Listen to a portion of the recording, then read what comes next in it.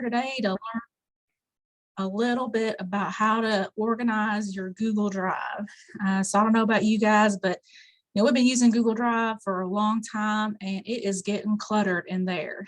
And you're going to notice that even mine, despite having recently learned these tips, is still pretty cluttered because it does still just take time to go through your files and decide what to keep and what to get rid of.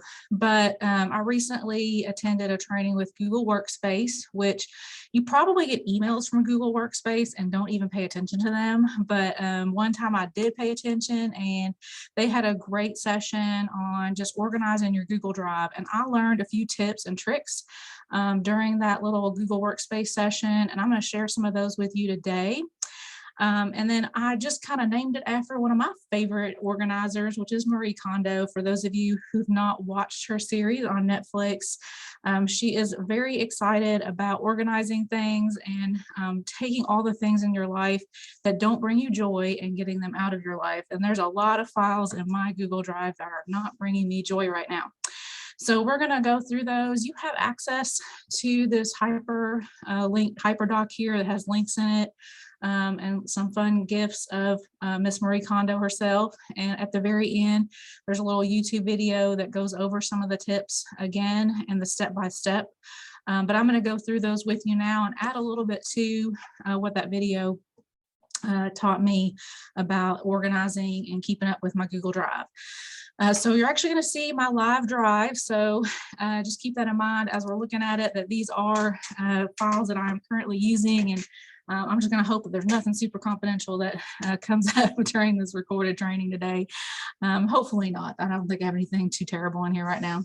But anyway, so the first tip I have for you is if you're going to start organizing your Google Drive, there are some folders that we call untouchable.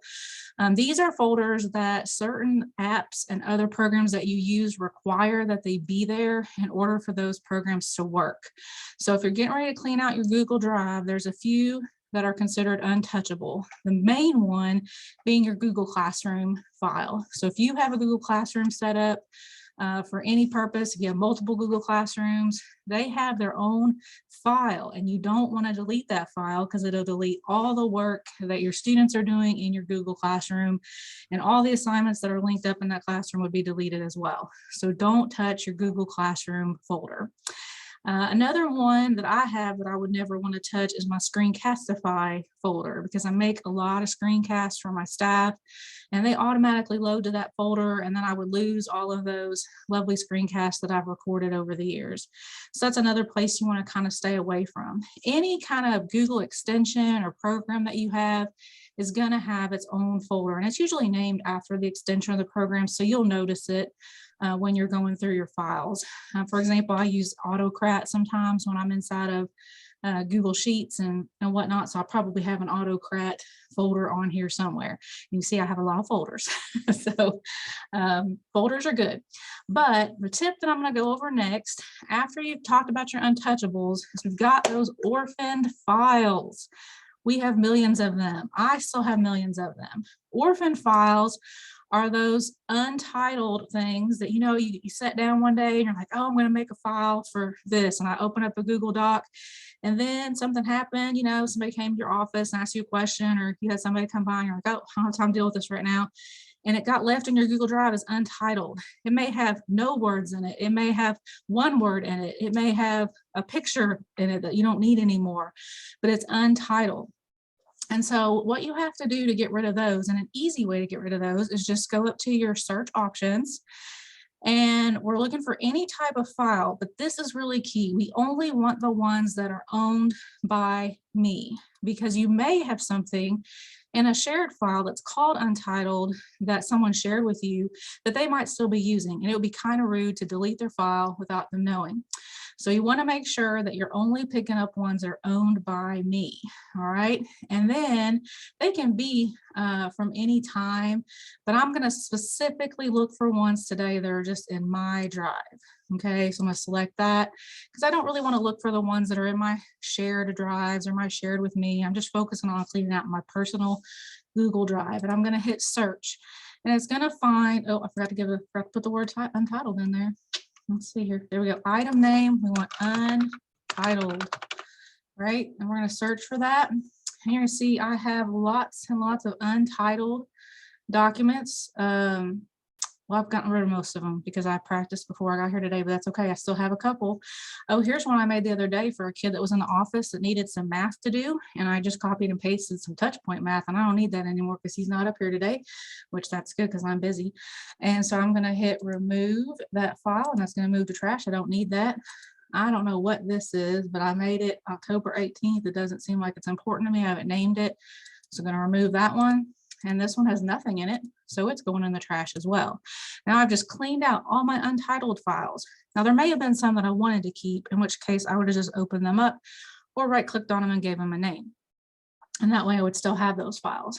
The other one, though, that I have not cleaned up yet are the ones that have copy of. So look at this, look, I'll make a big mess right here. These are ones also owned by me. So a lot of times when you're in a presentation and they'll like send you this link and it says it's like a force copy, and they want you to force a copy so you don't write on theirs, which I do that to people too. But now I've got all these copies of things that I got at presentations, and I may or may not have ever even used any of those files because I was just in that presentation. I was like, oh, that's a neat resource. I'm going to click on that. And then I have this copy of it in here that I've never even touched. So I can click on files. It can actually tell me the last time I used that file. And these are in order by relevance. So probably the ones that are least relevant that I've used the least would be at the bottom.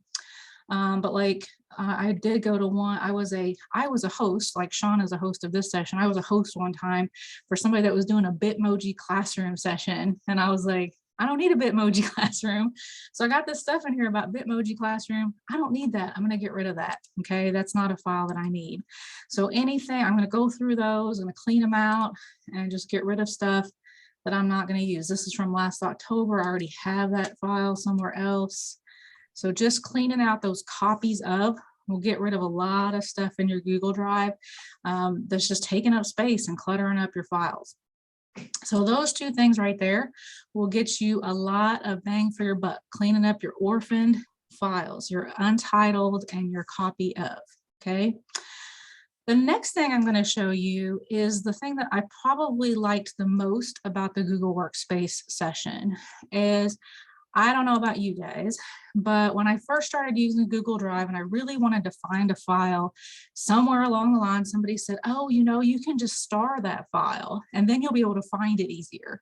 Well, that would be true if I didn't have 1,000 starred files now. So everything that I found important over the last 5 to 7 years, I put a star on it. Well, then all that stuff was in my starred folder. So I'm like, now my starred folder is just as cluttered as my drive. So when we were doing the Google Workspace session, they showed us this new feature over here, which is your priority workspaces. So if you click on priority over here, you can create workspaces inside of this section where it's going to create a workflow that you can title whatever that workflow is, and you can keep files that are important for that workflow together. So for example, in our district, we have monthly administrative leadership meetings. So you can see right here, I have a workspace called ALM 2122. And every file that my superintendent or any of the associate superintendents was shared with me that we're using during those administrative leadership meetings this year, I've got all of those in my ALM 2122 workspace. So every month when I show up for ALM, I just go to my priority drive and look at my ALM workspace, and I have everything right there that I'm going to need for that session that day. Also, I have a workspace for my monthly files at my school. So we run our newsletter through Google Slides. And so I've got my newsletters here for the current month and the upcoming month. Another file I use a lot here at work is just printing off a teacher list so I can check off when people turn stuff in. So I have that on here, our master schedule, and then we have a leader hub where everything's kind of hooked up, linked up where everybody can find stuff. And that's a file that I edit quite often for the school. So I created these workspaces to be able to have a good workflow, and Priority Drive is a great place to do that. So if I wanted to create a new one, all you have to do is simply hit create. You can name your workplace. So I'm actually going to make one for evaluations. because we're going to get into full, I've done all my mini evaluations, but now I need to get ready to do all my full evaluations. And most of those are documents inside of Google Drive. So I'm going to create this so that I'll have an easy way to get to the files I want. Once you create it, as you can see, it'll allow you to have 25 files in there. And I can go anywhere in my Google Drive to find the files I want and add those to this workspace. So I'm going to see if my computer will cooperate here. It looks like it's going a little slow now. Too many people on the internet today with EdCamp. But I'm going to go to my drive. And let's see, it's actually in my starred drive. That might be in recent because I just did one today. So we're going to go down here until I find the file I'm looking for. I want a full observation. Well, we're just going to pick one up here just a second. Hold on. So Sarah's here. We're going to do Sarah's in there, and I'll just make a copy and change it later. But anyway, you can put your full observation template in there, and you'll have it ready to go for whenever you're ready to do that full observation. And I wouldn't actually use Sarah's per se. I had a blank one in there so that I can make copies of it as I'm going. But anyway, I can put all the files that I need for evaluation right here in this workflow, and then they'll already be ready for me when I go into my priority space. So I felt like this was a whole lot easier than using starred, because in the starred drive, everything is still just in there and haphazard, just like it was in my Google Drive. If at any time I don't need a workspace anymore, I can just hide it temporarily, or I can remove it altogether. And since I don't really like the way I just set up the evaluation, I'm going to remove that one right now, and I'll reset it up later. But anyway, you can see that the priority workspace is a whole lot easier flow than trying to go in to star all those files that you use on a regular basis.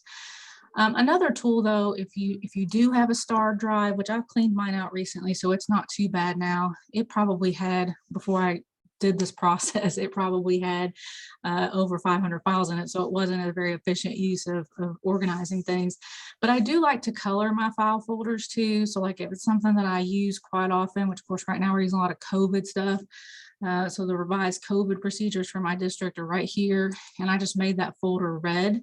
So you just right click on it, hit change color. You can make that folder whatever color you want. What stands out to me, because this is where I have to go to report every positive case in my school. So bam, I just go look for that red folder, and I'm going to be able to find that quickly and get that turned in.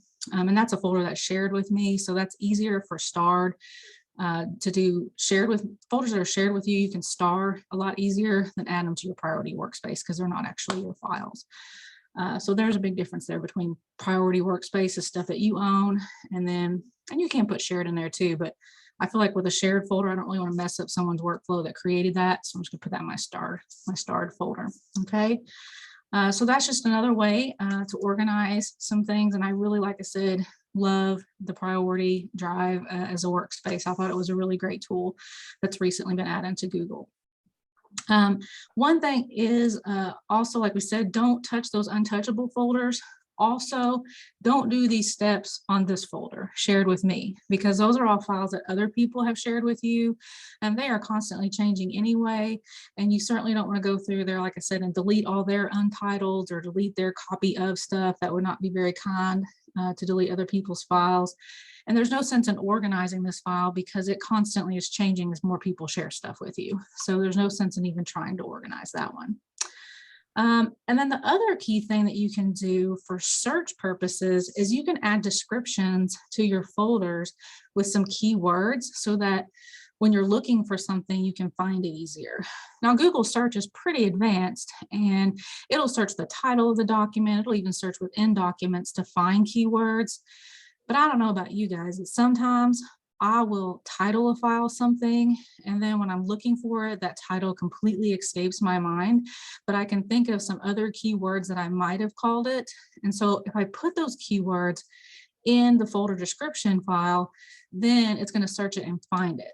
So let's do that as an example here. So let's see here. Let's do SVDM files. This is where I keep all of the SVDM files that I use on my site-based blog that I talked about in a session earlier today. So if you want to learn how to do that, that was in Magical Meeting Tools. So if you want to learn about how to run a site-based blog, that was in that session earlier today. But anyway, if I'm looking for certain site-based files, I can go over here to details and go down here to add a description, click on the little pencil, and some things that I keep in my site-based files would be my monthly accident reports. So I might be looking for those. I might be looking for my financial reports because I keep those in there. I might be looking for my CSIP. It's in there. Anything else I can think of? Let's see. I might put in there things about the budget. So any keywords that would be inside that site-based file, I can add them down here to the description. And then when I search for those things, so if I go up here and I search CSIP, it should now bring up my SBDM folder as one of the options, which it didn't because it just found my CSIP. Let's try another one, budget. It's bringing up things that are in the folder that have the word budget, so that's good. But anyway, description is supposed to help make things search easier, and that's what the purpose of those file descriptions are over there in the details. Okay. All right. And again, as I said, all of those tips that I just went over are also in this very short YouTube video. So if you forgot anything that I said today and you don't want to go back and watch this longer video, I think the one that's linked up here is only about 6 minutes long. And just for a bonus, because we all really love Marie Kondo, I was going to show everybody how to fold your shirts like Marie Kondo does, because that's how we fold the shirts in my house. And so I have here a student t-shirt from my school back from the pandemic days. It says, "Goodbye quarantine, hello middle school." That was what it got our 5th graders the first year of the quarantine. So when you're folding a shirt, Marie Kondo style, we do this with all the shirts in our home. So we've become pretty quick at it these days. And I don't even need to lay it on a table anymore to do it. When you first learn how to do it, it's really easier to do on a table or your bed. But now I can do it in the air because we do it so often. So you have your shirt and you're going to hold it with that image facing away from you, and you're going to fold the back of the shirt in. So now I have that back of those sleeves are right here. Then you're going to pull up from the bottom. Okay. And you've got your bottom of your shirt now touching the top of your shirt. We can still see that image on the front. And that is so key because the way that she organizes shirts in her drawers, you're always going to be able to see part of the image. So when you've got them all in your drawer, you can pick out that shirt you need really easily. Once you have it like this, you're going to fold the top in and the bottom in, kind of like you made the letter V upside down. And that's how you set it in your drawer. So now I can see part of the image on my shirt, just like Marie Kondo. Keep those in my drawer standing straight up, and you'll be able to pick out your shirts a whole lot easier than if they're laying flat on top of each other. Anyone have any questions today about organizing your Google Drive?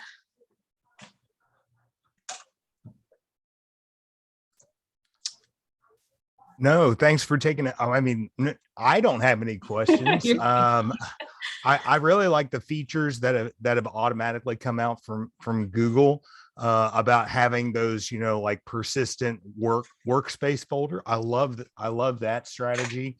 But one thing that I consistently want from Google is the ability to be able to, I know you can add tags and flags and all of your tag, you can tell a tag to show up in another place, in all these different places, but I don't think they are doing exactly what I want to do. I'm going to explore that a little more because I know my Google Drive is a disaster area. Okay.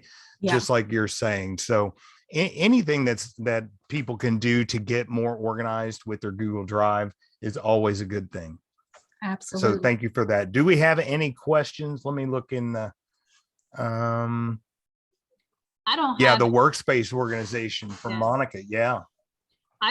I want to say thank you. It's been helpful.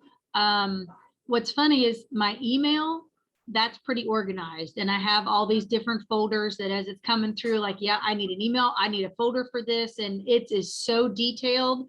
And my Google Drive is a hot mess. And I've told myself, I said, when I saw this session, I'm like, it's perfect. But what I need is I need to parallel how I have like my email set up to match my Google Drive, so that's a goal. But I had no idea about that priority workspace. That's a really neat idea, especially for projects that are current, like things that we're working on right now. So I have a question about that. Let's say I have a file housed in a folder, a different folder. I can still add it to that workspace for Yep. that time. And it doesn't impact the folder that it's in. It just puts it in a quick place where I know these files I'm working on right now, and its home folder isn't impacted. That's correct. So like on my Lakewood monthly files right here, all of these files are housed in a shared drive with my staff. So like they have those in a folder that we always have them in, but I wanted them a quick access right here on Priority Workspace. So every one of these files are in a shared another folder too. Yeah. Okay. So if they're a shared file in a shared folder, do they have access to this workspace? No, they only have access to the files that are in the folder.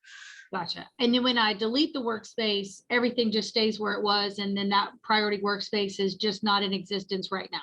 Right. It's only removing the workspace, not the files that are in the space. Like you have to individually delete those if you wanted to. That's great. Yeah. Thank you. Thank you all. Anybody else have any other tips too that you want to share about your Google Drive? Maybe yours is better looking than mine, because like I said, I just started implementing these things recently. My star drive is the one I really wanted to get cleaned out, and I did do that.